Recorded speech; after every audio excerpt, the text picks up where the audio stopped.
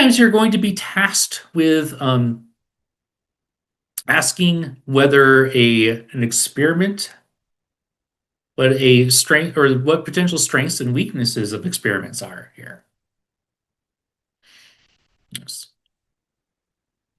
Now, things that indicate that you have a strong experiment here is that you can control as much as possible here.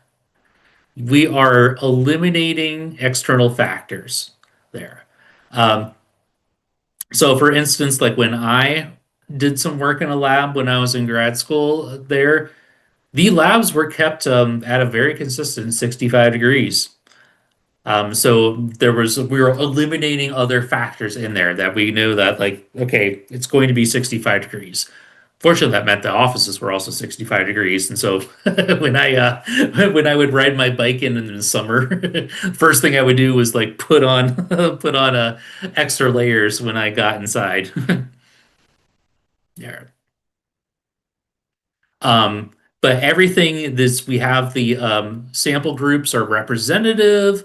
Their independent variables are being measured very independent variables are being measured very accurately. You can repeat the experiments there. You're being careful to only manipulate one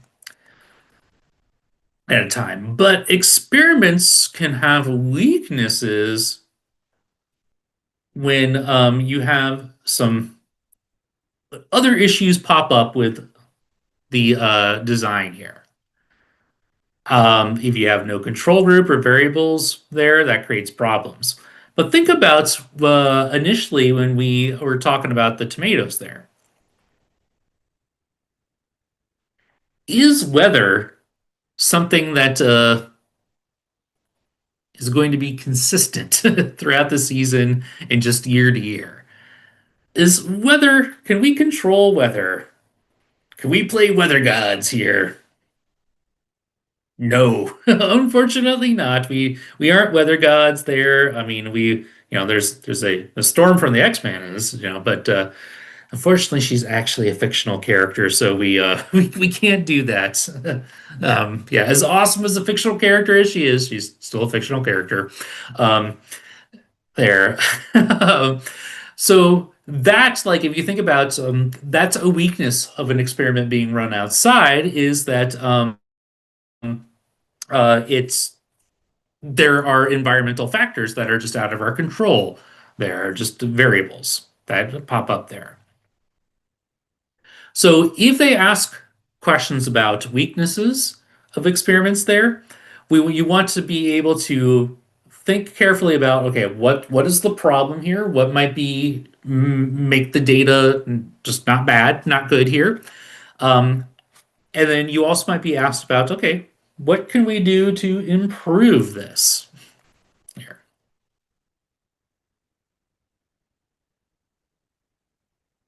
When we talk about conclusions here, that's just the result of the scientific investigation here.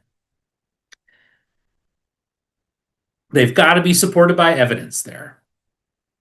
If, say, let's say you did an experiment here and you found that, okay, two-thirds of the time,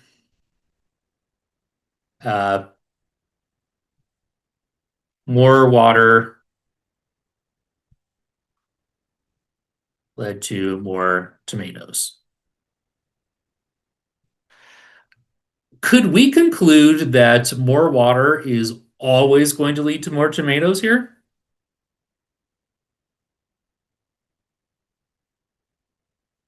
We absolutely could not here. That was only two-thirds of the time. We didn't prove anything. We, we proved that like it often helps there. So this is where conclusions can go a little too far here.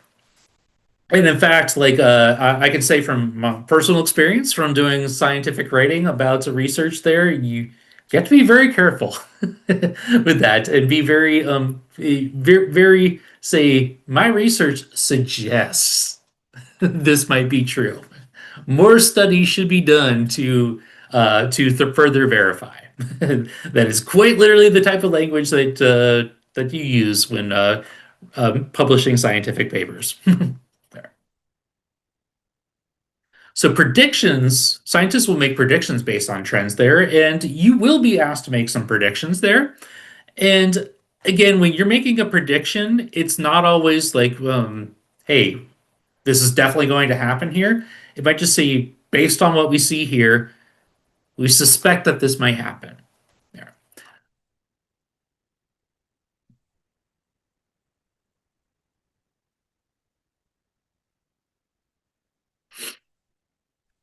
Okay, so when we evaluate an experiment's conclusion here, we're going to ask ourselves, okay, what was the purpose? Did it actually achieve that purpose there? Was the experiment designed well? Did the data and results actually support the experiment there?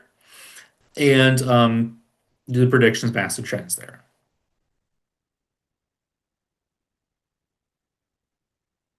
Okay, let's take a look at some more practice here.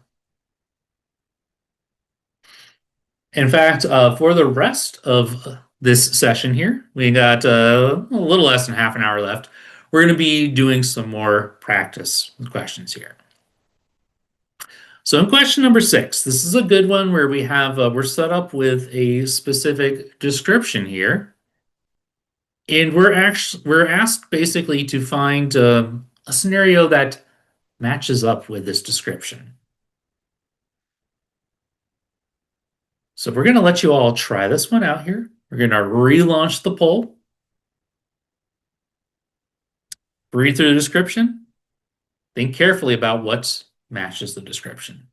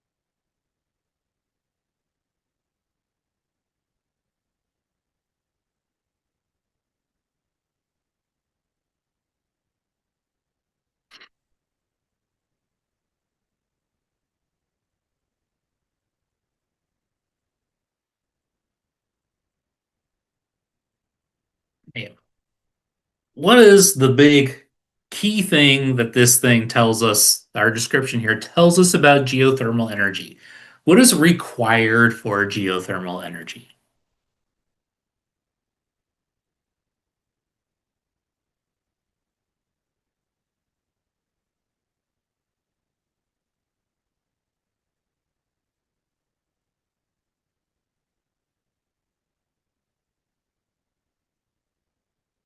Yeah, no, it's funny. It doesn't actually use the term volcanoes up there, but yeah, that's obviously a very good interpretation of it. It is hot magma close to the surface. So there's heat, access to some kind of hot stuff um, near the surface there. So we need something that specifically tells us that. And this is where Irma was mentioning the volcanoes there. We have an answer choice here that specifically mentions volcanoes. That, in fact, is answer choice C, Iceland, an island nation with active volcanoes. In case you're curious, Iceland is, in fact, mostly powered by geothermal energy. It's one of those things that I think a lot of people are, including me, like when I first learned, like, huh, Iceland, that has volcanoes. Interesting. There. Yeah, we had most people voting for the correct one here for this.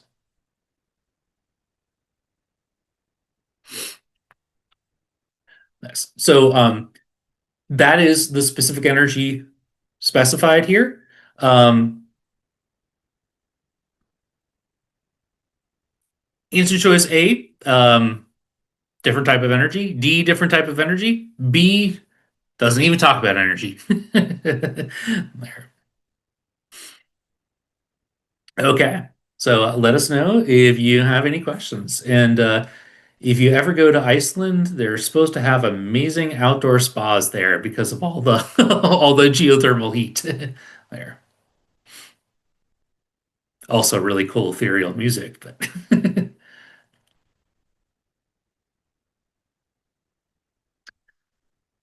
question number 7 is up. We've got a chart here as well. So as you look through this,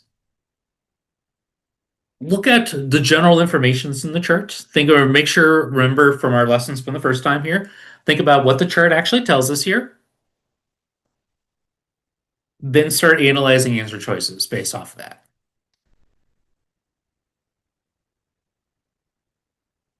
So we're going to relaunch the poll here. Put your answer, then we got it. And enjoy the practice with number 7.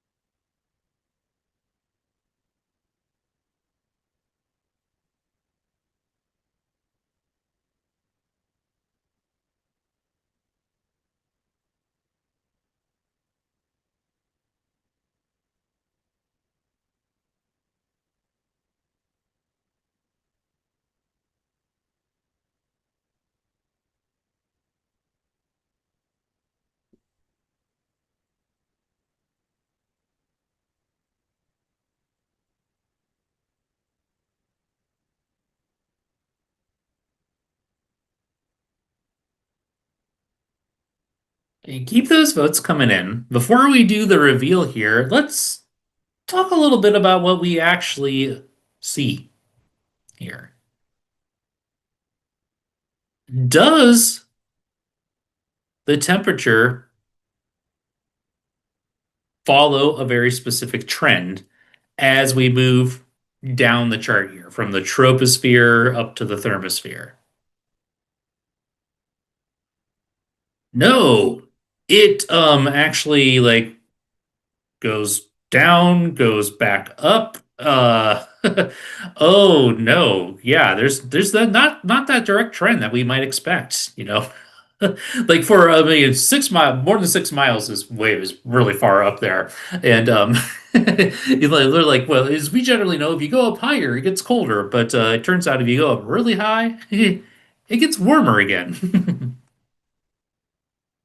So we want to analyze these choices based on the graph. We don't want to like make very big trends here first. So the higher you go in the atmosphere, the colder it gets? No, the thermosphere is actually like the name implies, thermosphere. It is hot. It's like the ship's burning up in re-entry. There, a very tempting wrong answer there, but it's not true. There. So this is where we have to be really careful to analyze the chart and not go with what we might logically think there. The higher you go, the less oxygen there is to breathe. The chart doesn't actually tell us that. That's true, but it's not on and not in there. The highest layer is the stratosphere. Nope, that is the thermosphere. But the thermosphere is the hottest. Yeah, there we go. Answer choice D. By the way, think it back to something that we mentioned earlier. That's where the phenomenon that causes the aurora borealis and Oh my gosh, I forget the one, the the name for the one in the south. There, like Australis or something. Aurora Borealis is Northern Lights, but there's also Southern Lights. But that's up in the ionosphere. Okay, so we got a friend here, Ben, who is doing experiments with ivy plants. There. Uh, so number 8 is asking about why does Ben have insufficient proof for his conclusion? So as we analyze question number 8, we want to really start thinking about what's missing from Ben's experiment here. So we're not going to open up the poll quite yet, but we're going to give you about 30 seconds to just read through the experiment here, and then we want to talk about this thing a little bit.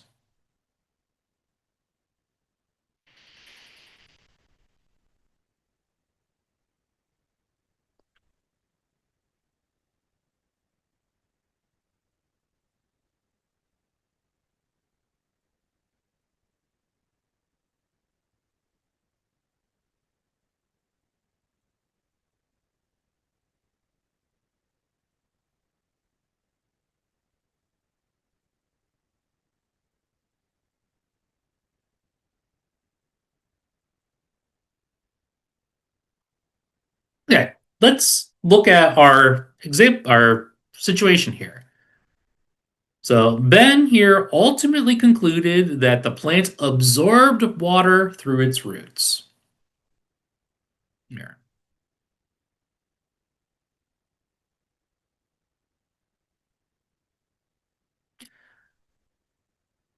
So what was wrong with this? Did Ben prove the plant absorbed the water through its roots? And no spoilers in the chat, please.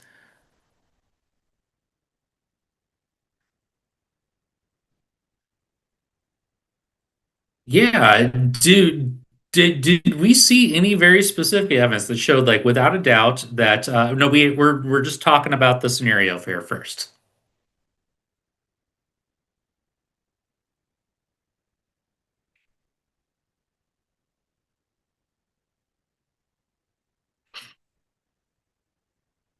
Um, so there could be other ways here. Did we know, did Ben's provide any specific indication that the water definitely went through the roots? No, he just kind of left it there and came back a week later. And to check, he's like, oh, the water's gone here. So with that in mind, now we're going to open up the poll here. This.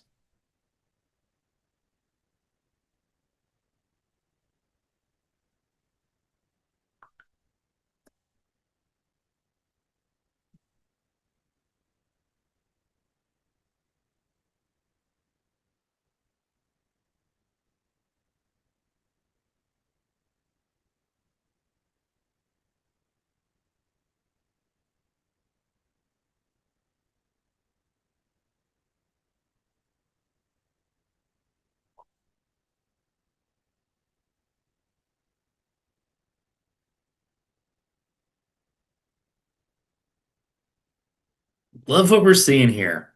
This.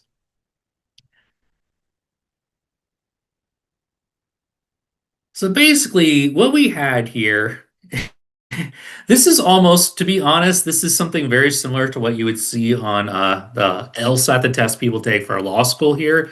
Be like, well, you didn't actually prove to me that that's what happened. You just observed this and said, like, oh, well, that's definitely where I went here. And so, as far as we make a prediction, we just know that, like, hey, something else happened to this water? Yes.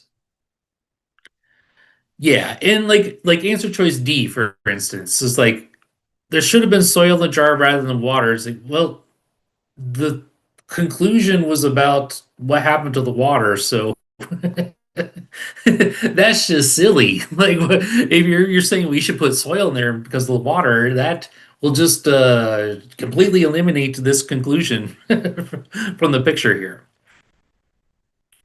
Hey, please reach out to hit up Chris in that Q&A if you have any questions at all.